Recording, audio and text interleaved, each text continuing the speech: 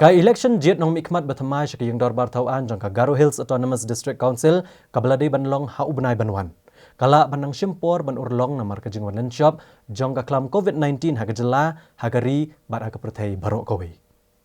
Ka samoy trekam basan snem jang gilai pongut ki MDC ka Garo Hills Autonomous District Council kan kut no ha ubnai banwan. Bat kene ka council kalade ban let shaki election jet nong mikmat batamai bani othawe ka bor sanchar batamai ka ban pentulun chakmat yaki kam jang ka council. Nrai Namar ka jingwanan shop jang ka Khlam COVID-19 ka bala sapriang hakeleng ki benta jang ka jela kenthop hari lom Garo ka Sorkar jela kala ban penjelan syuai ka samoy terekam jang ki MDC bamenta Namar ka jinglong jingman kampat long satia ka basngan ban Pynlong yak election.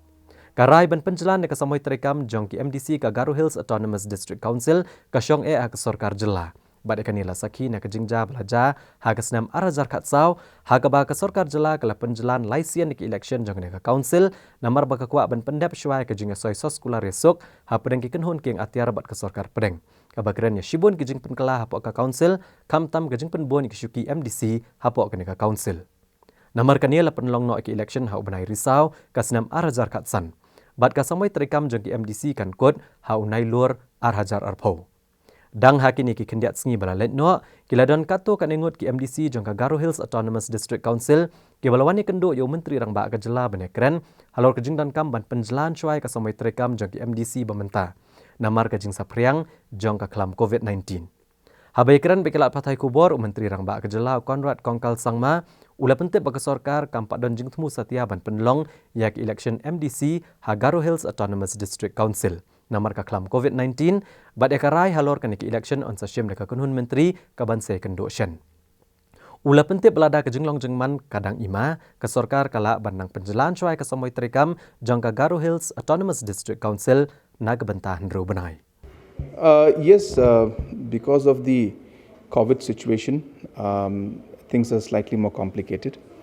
So we will have to examine the possibility of conducting elections or not, and therefore health is definitely a priority. So therefore we will be discussing this in the cabinet and accordingly we'll take a call. So right now it will not be possible for me to clearly say whether it will be done or not, but yes, health is a concern and the COVID situation has made it slightly difficult. So we will see, we'll discuss in the cabinet. If the government is not going to hold this election, are you going to extend it for 6 months or 1 year? No, I think the constitutional provision only allows 6 months. So therefore, if the cabinet does decide, then it will only be for 6 months. But as I said, it all depends. We'll have to see and the possibility of conducting. And if it is possible, then obviously we'll go ahead. But if it's not possible because of COVID, then it'll only be 6 months extension because that's what the provisions in the constitution are.